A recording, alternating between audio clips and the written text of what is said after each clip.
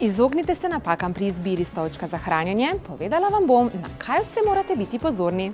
Pazite, da bo stolček uporaben za čim daljše časovno obdobje. Naj omogoča tudi počivanje v polležečem položaju. Super pa je, če omogoča čim več različnih načinov uporabe.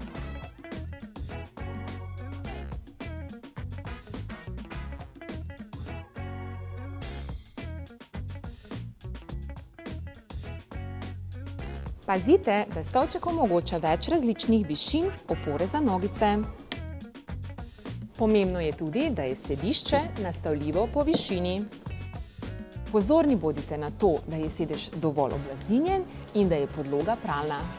Za lažje premikanje po stanovanju so kolesa nepogrešljiva. Velika dodana vrednost je tudi odstranljiv in nastavljiv pladenj. Izjemno pomembno pa je, da je omogočeno enostavno čiščenje.